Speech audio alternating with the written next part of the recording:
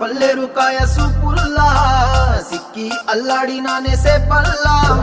పసిడి పచ్చాని అరసేతుల్లా ధర పోస్తా ప్రాణాలు తానే అడగాల సీతా